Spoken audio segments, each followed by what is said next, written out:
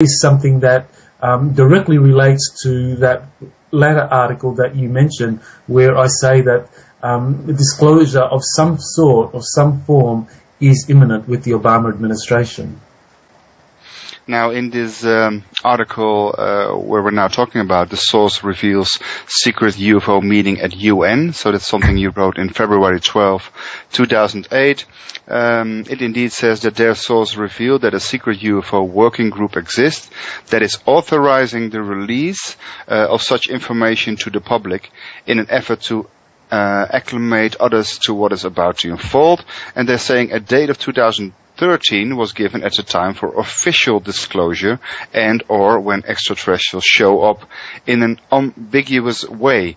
I have to tell you honestly that I have some problems, not with this text, but with of course, there's a lot of, let's just say there's a lot of information, and as you and I both know, there's a lot of disinformation, and there's a lot of disinformation for the disinformation, and people, the ufology is a bit of a foxhole.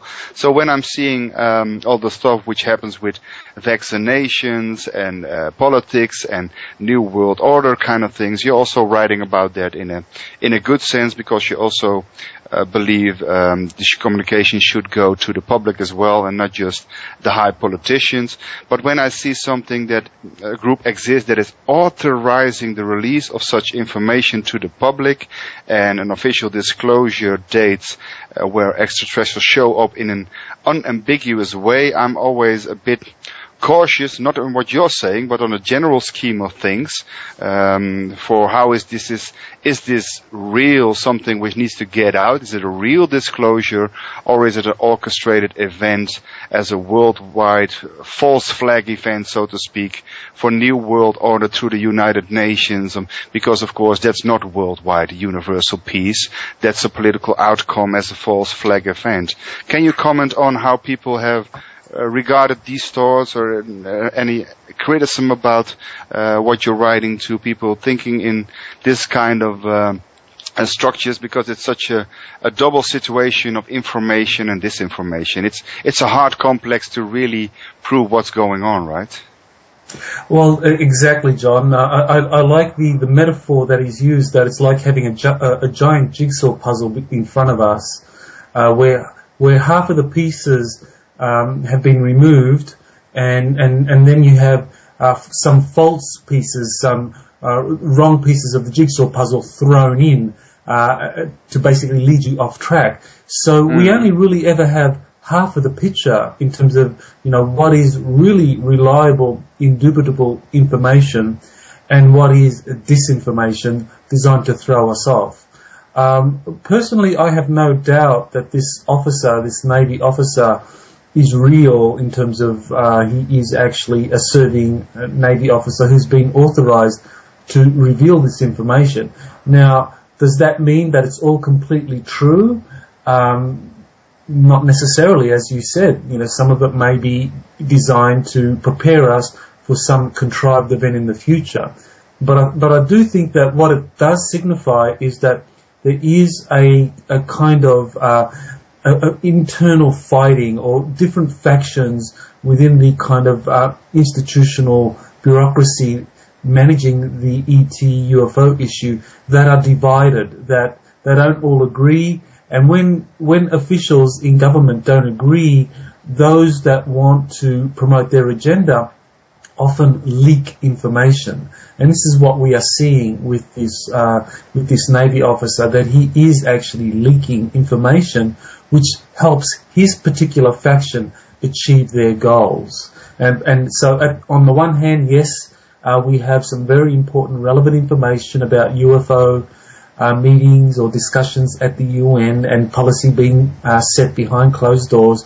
But on the other hand, we need to be aware that this is in fact a very high-level bureaucratic struggle, and so we may in the process be fed disinformation. And the dates that you mentioned, that of course is obviously probably where we need to be most careful, that this is where we can be disinformed easily when we accept certain dates.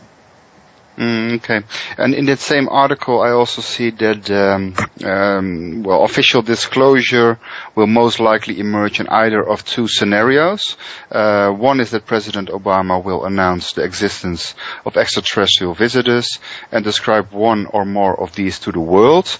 And this scenario is supported, you're writing, by Peterson, Wilcock, and my own confidential sources. And the second scenario is that and that of course is more the scenario formed by Richard Hoagland and so on. The second scenario is that an announcement will be made concerning the discovery of artificial structures at the moon's south pole. So these are the two options we're looking at. But in the end, there's something I'm struggling with to see what exactly. What is you're saying here? President Obama will lead an unprecedented, that's a strange word for us because you have the word president and precedented. Well, President Obama will lead an unprecedented effort to promote global governance through the United Nations. Well, then I always get those goosebumps, but I'm not sure what you're meaning here, to tell you honestly. The Obama administration and its supporters are poised to take a bold step forward in helping our planet become an interplanetary culture that openly deals with communication and so on. So I always say, because I have a worldwide initiative for world peace through a song, and I like the people of the world, and I'm curious what you think of this, what I'm now suggesting. I like the people of the world to be united and to be connected and to be in prosperity and in peace and in abundance, and at the same time remain their independence and remain their uniqueness, and not being governed by a new world order, or not being governed by a new world spirituality, or even a new world new age kind of thing with a spiritual leader. I like people to be independent, but to be coherent and connected and interconnected at the same time. But so world peace is of course and universal and cosmic peace. If the ET story of course is true, let's just suppose that it is for the question purposes. If the ET story is true and we are getting a disclosure, then of course we have to look at a really universal cosmic peace. But if I read President Obama will lead an unprecedented effort to promote global governance through the United Nations, I'm not sure what that means, because I sincerely hope that does not mean that it's a false flag event or an orchestrated event to try to initialize new world order. Can you comment on that? Sure. Well, one of the things that is important to just kind of like raise is the difference between world governance and world government. World government is the thing that most people object to when it comes to the idea of a new world order, that you have a kind of centralized authority which basically tells people what to do, or where you have political authority concentrated in the hands of very few people. World governance is very different. It's basically a model where you do have kind of sovereignty dispersed, and you have a kind of like a weak central authority, but sovereignty is still kind of dispersed amongst kind of national actors. You know, in a way similar to the way the European Union operates at the moment. And so you have a model there for how you have a kind of governance at a regional level rather than a government. You know, you don't have a European government, you have a European governance at the moment. So that's probably, that's a good thing to point out. And I do believe that President Obama, I don't think it was an accident that he won the election to become president. I think it was a deliberate choice by those who arrange for presidents to win. I think the United States political system is the best system money can buy. and it really is a system that is controlled by those with the money.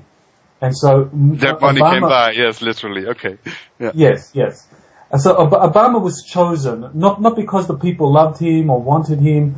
I think it was because there were enough elites in the system who thought that he would serve their long-term agendas, and I think that he was handpicked to play a role, and that role, I believe, is to basically lead the United States in forging ahead with the creation of this kind of new world order based on a kind of governance principles where you do have an empowered United Nations, where the United States is very